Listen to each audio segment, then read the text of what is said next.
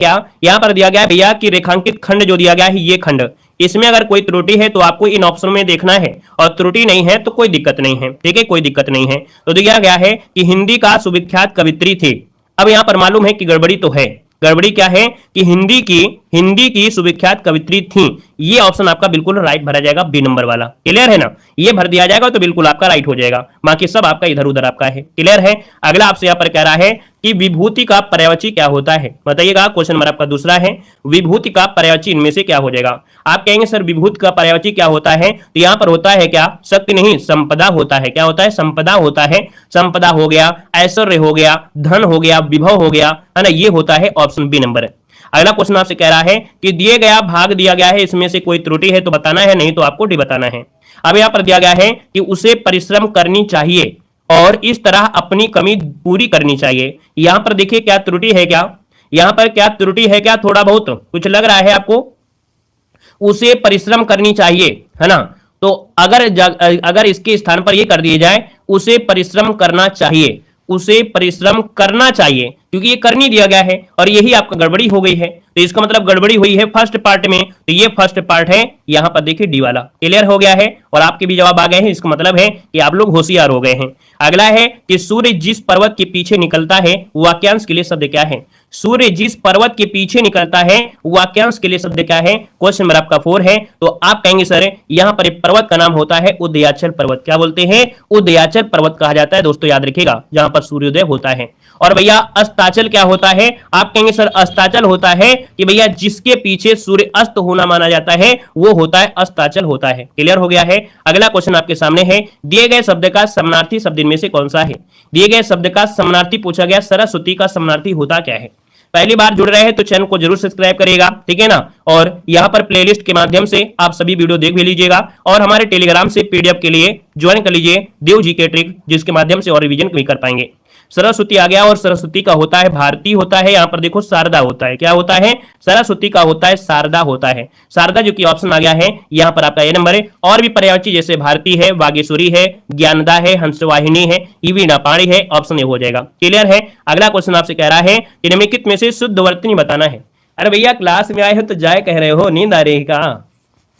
चलिए देखो, आपसे कह रहा है शुद्ध वर्तनी 6 नंबर में, तो आपसे शुद्ध वर्तनी किसमें है। आप कहेंगे सर पुण्य शब्द तो होता नहीं है, यहां पर पुण्य होता है, जो कि ऑप्शन पहला वाला राइट हो जाएगा, जिसका आया है यहां पर आपका कौन सा, ए नंबर हो जाएगा। अब आप लोग सी लगा रहे हो तो कैसे लगा रहे हो, पुण्य थोड़ा होता है, थोड़ा देखा करो, आंखें मूंद कर आंसर क्यों मारते हो भाई। यहां पर आंसर आपका ए वाला बनेगा। अगला दिया गया है कि ऐसी कौन सी दो मात्राएं हैं जिनका प्रयोग तो होता है किंतु उसका समावेश स्वर में नहीं होता है, और इसीलिए स्वर की संख्या हम लोग 11 ही बोलते हैं। आप कहेंगे सर ऑप्शन जो आपका दिया गया है आपका अंक और आहा, अंक और आहा जो आपके हैं ये भैया आपके स्वरों में नहीं लेते हैं, लेकिन सहारा जरूर ले लेते हैं। अगला क्वेश्चन यहां पर दिया गया है, कह रहे हैं उल्लंघन का सही संविच्छेद क्या होता है। उल्लंघन का सही संविच्छेद क्या होगा। आप कहेंगे सर यहां पर उत्तधन लंघन बनेगा, जो कि आपके व्यंजन संधि में आपको बताया गया है, हमने बेसिक की क्लास भी दिया था। अब आप देख सकते हैं क्वेश्चन नंबर जो आपका 8 आ गया है वो ऑप्शन बी बनेगा, उत्तधन लंघन, जिसका ऑप्शन आया है बिल्कुल सही जवाब हो जाएगा, है ना। नियम आपने नहीं पढ़ा है तो आप बेसिक पढ़िएगा, बाकी अगर हम पढ़ा रहे हैं कि भैया इस नियम में क्या होता है, यदि ता और दा के बाद ला रहे तो ता दा ला में परिवर्तन हो जाते हैं, ये होता है, रूल होता है। अगला है उपसर्ग का प्रयोग कहां होता है। क्वेश्चन नंबर 9 में कितने लोग हैं जो इसका सही जवाब देंगे। चलिए बताइएगा कि उपसर्ग का जो प्रयोग होता है वो कहां होता है। चलिए देखिए 9 का ऑप्शन आ गया है लगभग। यहां पर देखिए ऑप्शन बनेगा आपका ए नंबर, शब्द के आदि में। शब्द के आदि मतलब क्या होता है, आदि मतलब होता है पहले होता है, आदि मतलब पहले होता है। याद रखिए, आप लोग सोचो कि नहीं बाद कर दिया जाए, याद रखिए इसका जो आंसर है यहां पर ए नंबर राइट हो जाएगा दोस्तों, याद रखिएगा। राजपुत्र में कौन सा समास है, राजपुत्र में कौन सा समास है यहाँ पर बताना है। और भैया क्लास में पढ़ने के लिए आते हैं तो पढ़ाई किया करिए, है ना। बहुत लोग हमने देखा है भैया चैनल में एक मॉडल पेपर 2-2 घंटा 3-3 घंटा पढ़ाया जाएगा, आपका नाम लिया जाएगा, है ना, और आप बड़ा खुश हो जाते हैं। आपका नाम लेने से आपको खुशी नहीं मिलना चाहिए, आपको लगे कि भैया नाम ले रहे हैं इसका मतलब टाइम बर्बाद हो रहा है, तो आप अपना टाइम बर्बाद मत करिए, क्योंकि आपके पास टाइम बर्बाद करने का समय नहीं है। जिस चैनल पे आपका नाम लेते हैं और आपको खुशी मिलती है ना, तो ऐसी जगह अगर आप पढ़ेंगे तो टाइम ही बर्बाद होगा, खुशी जरूर आपको मिलेगी लेकिन मजा नहीं आएगा, ठीक है ना। इसलिए अपने समय का उचित प्रयोग किया करें। देखो राजपुत्र है, हमने कहा राजपुत्र दिया है, राजद्रोह भी तो हो सकता है, राजविद्रोही भी हो सकता है, मतलब ये पुत्र जो आपका है यही आपका मुख्य हो गया है। तो आप कहेंगे सर ये जो दूसरा पद प्रधान होता है वो होता है आपके तत्पुरुष समास में, किसमें, तत्पुरुष समास में आपका जो आंसर है आपका ये नंबर है राइट हो जाएगा। क्लियर है। अगला बताएगा अन्वेषण का शुद्ध संविच्छेद क्या होता है। अन्वेषण का शुद्ध संविच्छेद क्या होता है, आप इसे तोड़िए, आप इसे जब तोड़ेंगे तो आपसे निकलेगा अनु और एषण, मतलब ऑप्शन जो आपका डी वाला है ये आपका राइट इनमें से यहां पर हो जाएगा। दोस्तों याद रखिएगा 11 नंबर का जो ऑप्शन आ गया है डी नंबर बिल्कुल सही हो जाएगा। और अगर हम आपसे पूछ लें कि इसमें संधि कौन सी है, तो भैया इसमें कौन सी संधि है, कितने स्टूडेंट हैं जो तुरंत जवाब दे सकते हैं इसमें कौन सी संधि है। ट्रिक के हिसाब से बताइए, चाहे जैसे बताइए। अगर आप सही जवाब देखते हैं तो देखते हैं कि आप लोग कितने लोग हैं जो इसका सही जवाब देते हैं और कितनी बेहतर तैयारी आप लोग किया है। चलिए, गुण संधि बता रहे हैं, कोई बता रहा है गुण संधि और कोई बता रहा है यण संधि। हमने कहा कि भैया आपको हमने इतनी बार पढ़ाया है कि जब या दिया गया हो और वा दिया गया हो, इसके साथ अगर कोई आधा अक्षर दिया हो, है ना, या तो ना दिया हो या ता दिया हो, तो याद रखिए ये आधा अक्षर होता है आपकी यण संधि में। क्या यण संधि में, इसको रट मारिएगा। अगला है कि गिलास में थोड़ा दूध है, रेखांकित में से विशेषण आपका किसका आएगा।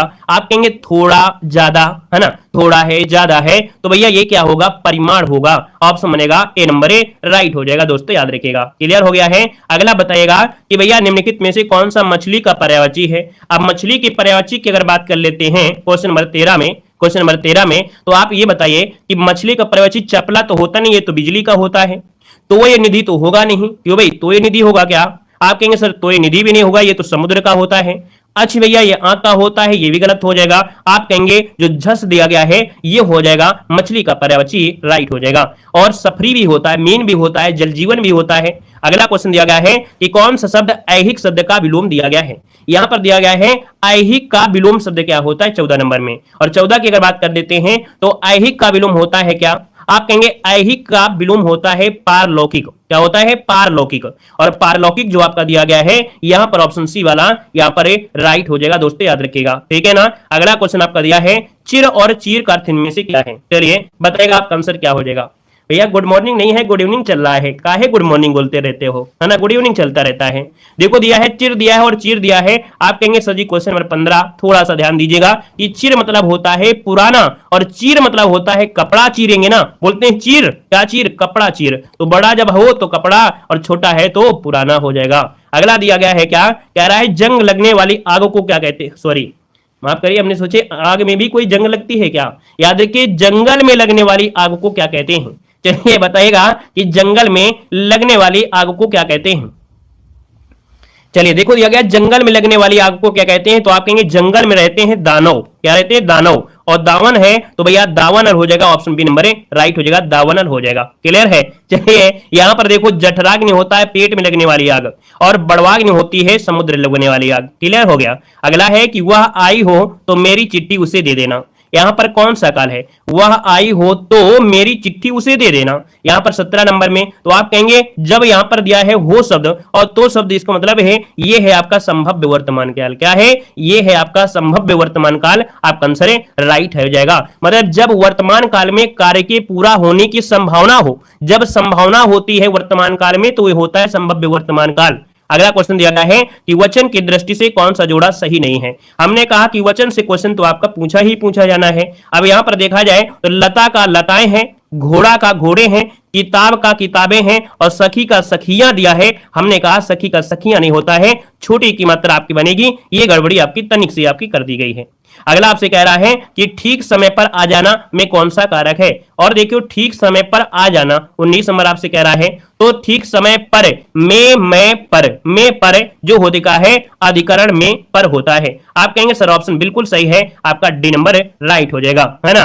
अगला दिया है कि एक गाय, दो घोड़े और एक बकरी मैदान में चर रहे हैं, शुद्ध वाक्य चुनना है। अगर इसको सही किया तो वर्दी आपकी पक्की है ना। यहां पर वर्दी आपकी पक्की है यहीं से। देखिए एक गाय, दो घोड़े और एक बकरी मैदान पे चढ़ रहे हैं। आप देखिए 20 नंबर में आप कहेंगे सर जी एक गाय, दो घोड़े और एक बकरी मैदान में चर रहे हैं, मैदान में चर रहे हैं। अब देखा जाए तो कौन सा सही किया जाए भाई, कौन सा सही लग रहा है। देखिए ऑप्शन सी वाला, एक गाय, दो घोड़े और एक बकरी मैदान में चर रही हैं। क्या होगा, चर रही है बिंदी भी लगा है, ऑप्शन सी वाला हो जाएगा, है ना। यहां पर है शब्द दिया गया है, देखो अंक की बिंदी भी दिया है और रही भी दिया गया है, अब सही हो जाएगा। अब वर्दी पक्की है। अगला क्वेश्चन है कि छत्तीसगढ़ी बोली किस भाषा की है। छत्तीसगढ़ी बोली की हमने ट्रिक बताया था कि छत्तीसगढ़ी बोली आपकी आती है किसमें, आपकी पूर्वी हिंदी में होती है ABC, अवधी, बघेली, छत्तीसगढ़ी। आप कहेंगे सर ये पूर्वी हिंदी की बोली है, ऑप्शन डी नंबर है यहाँ पर लॉक कर दिया जाए। अगला है निम्नलिखित में से कौन सा शब्द स्त्रीलिंग आपका है। हमने कहा स्त्रीलिंग के लिए क्या होता है, यहां पर देखो कैसा और कैसी बनेगा। अब देखो दिया गया है कसीदाकार, जुर्राब, पजामा और यहाँ पर कच्छा। 22 नंबर में जो ऑप्शन बनेगा वो राइट क्या हो जाएगा। तो दोस्तों यहाँ पर जुर्राब जो है स्त्रीलिंग हो जाएगा, है ना। जुर्राब जो आपका है ये स्त्रीलिंग आपका है दोस्तों, याद रखिए ऑप्शन बनेगा यहाँ पर बी नंबर राइट हो जाएगा। ये तुर्की भाषा का शब्द है, क्या ये तुर्की भाषा का शब्द आपका है दोस्तों, याद रखिएगा। अगला दिया गया है निम्नलिखित में से गेहूं का तत्सम क्या होता है, और गेहूं का तत्सम क्या हो जाएगा। तो गेहूं का होता है क्या, आपने बहुत बार पढ़ा होगा, यहाँ पर होता है गोधूम। गोधूम जो कि ऑप्शन है यहाँ पर बी नंबर राइट हो जाएगा। किस रस को रसराज कहा जाता है, बताइएगा। क्वेश्चन नंबर आपका 24 है कि किस रस को रसराज कहते हैं। रसराज कहते हैं भैया आपके ऑप्शन सी नंबर श्रृंगार रस को कहते हैं। किसे कहते हैं, आपके श्रृंगार रस को रसराज यहां पर कहा जाता है। एक बार नहीं, आपने बहुत बार इस क्वेश्चन को जरूर पढ़ा होगा, ठीक है ना। यहां पर दिया है कि भैया चिर जीवो जोरी जुरे, क्यों ना सने गंभीर, यो घटी वे वृषभानुजा, वे हलधर के वीर। यहां पर अलंकार आपका है कौन सा। एक बार नहीं, हमने आप बहुत बार पढ़ाया, याद भी दिला देते हैं। वृषभानुजा और हलधर, है ना, इनके अर्थ आपके निकलते हैं। शब्द एक दिया है लेकिन इन शब्दों के अर्थ आपको निकलते हैं, और जब शब्दों के अर्थ यहाँ पर एक शब्द हो और अर्थ अनेक हो तो उसे कहते हैं श्लेष। तो आप कहेंगे सर ऑप्शन कहीं ना कहीं तो दिया गया होगा श्लेष। देखो दिया गया है ना, तो बस यही आंसर लगा दीजिएगा। यहां पर हो जाएगा आपका सी नंबर श्लेष हो जाएगा। और कैसे होगा, वृषभानुजा जो आपका है दोस्तों, वृषभानुजा, एक तो वृषभानुजा एक तो बैल हो गया, दूसरा राधा की, है ना, राधा। तो इसका जो ऑप्शन आपका बनेगा वो आपका सी नंबर है, यहां पर राइट हो जाएगा दोस्तों, याद रखिएगा। क्लियर है ना, क्लियर है। चलिए देखो, मतलब कह सकते हैं कि वृषभान की बेटी थी राधा और वृषभ की बहन एक, तो यहां पर आपका यह हो गया। हलधर जो कि वीर अर्थात कृष्ण भगवान के जो बलदेव हैं, और एक सांड होता है बैल का भाई, है ना, इसलिए इनके अर्थ निकल रहे हैं। अगला दिया गया है कि काशी नागरी प्रचारणी सभा की स्थापना किस वर्ष हुई थी। 26 है और लाजवाब है, आपने यहाँ पर पढ़ा भी होगा कि काशी नागरी प्रचारणी सभा की जो स्थापना है वो किस वर्ष की गई थी। 26 नंबर आपसे कह रहा है और ऑप्शन आपका लॉक हो गया लगभग सभी का। याद रखिए 1893 में कब हुआ था, 1893 में, जो कि श्याम सुंदर दास जी, राम नारायण मिश्र और शिव कुमार सिंह ने मिलकर नागरिक प्रचारणी सभा का यहाँ पर ऐसे एक प्रकार से अग्रणी आपकी संस्था बनाया। और अगला दिया गया है कि दिए गए विकल्पों में से सही का चयन करना है। कह रहा है इंडोनेशिया ने एक बार फिर ज्वालामुखी ने बरपाया है। तो इंडोनेशिया में एक बार फिर ज्वालामुखी ने क्या बरपाया है, आप कहेंगे बरपाया है लेकिन कहर बरपाया है ना, ऑप्शन बनेगा यहाँ पर ए नंबर राइट हो जाएगा। अगला क्वेश्चन यहाँ पर दिया गया है आपसे गद्यांश। सारा संसार नीले गगन के तले अनंत काल से रहता आया है, हम थोड़ी दूरी पर ही दिखते हैं क्षितिज तक, जहां धरती और आकाश में दिखाई देते हैं। अब इसको आप पढ़ेंगे, पढ़ने के बाद इन्हीं में से क्वेश्चन छिपा हुआ है, और जब छिपा हुआ है तो इसी से क्वेश्चन निकाल लेंगे। भाई आपसे कहेंगे क्षितिज क्या होता है, तो हमको लगता है गद्यांश नहीं पढ़ेंगे, आंसर आप लोग निकाल लेंगे। क्षितिज कहा जाता है जहां धरती और आसमान मिले हुए दिखाई देते हैं, उन्हें क्षितिज कहा जाता है ना। यहाँ पर यदि किसी का ओर छोर नहीं हो तो उसे क्या कहेंगे, तो भैया ओर छोर नहीं होता है मतलब उसकी सीमा नहीं होती है ना। यहाँ पर दिया फिट और इंसान शब्द जो आपके हैं कैसे हैं, फिट और इंसान शब्द हैं ये कैसे हैं, तो भैया ये आगत आपके हैं, कैसे हैं, ये आगत शब्द आपके हैं। आगत है मतलब ये विदेशी भाषाओं से लिए गए हैं दोस्तों, याद रखिएगा, है ना।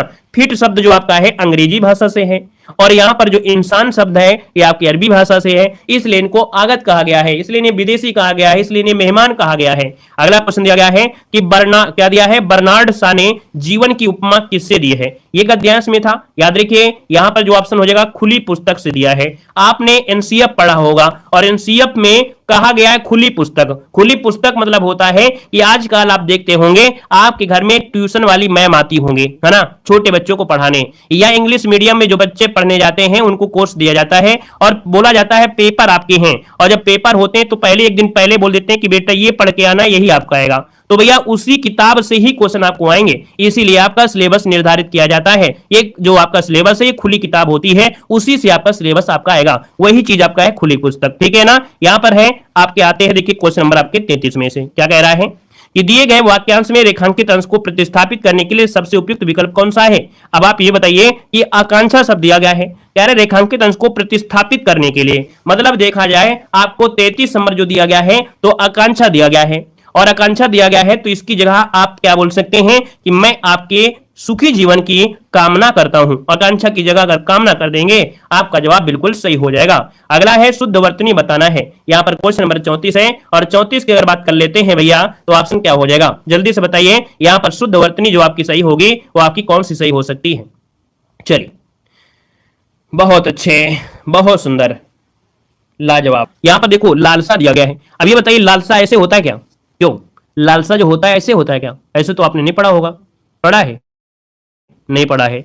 लेकिन जो आपका शोणित दिया गया है, क्या जो शोणित दिया गया है, इस शोणित का मतलब होता है रक्त। क्या होता है? रक्त होता है। आपका जवाब हो जाएगा यहां पर बी वाला हो जाएगा। अगला है गीदड़ भभकी मुहावरे का अर्थ क्या है? गीदड़ भभकी मुहावरे का अर्थ क्या है? 35 नंबर में। 35 की अगर बात करते हैं तो गीदड़ भभकी मतलब होता है झूठी धमकी। क्या होता है? झूठी धमकी। ऑप्शन बनेगा यहां पर सी नंबर।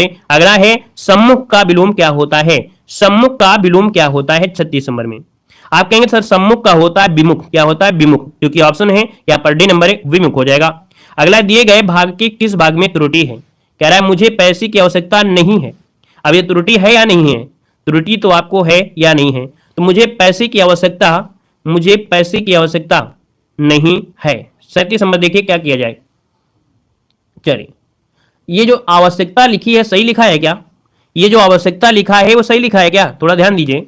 आप कहेंगे सर नहीं लिखा है। ये आवश्यकता ऐसा नहीं होता है। आवश्यकता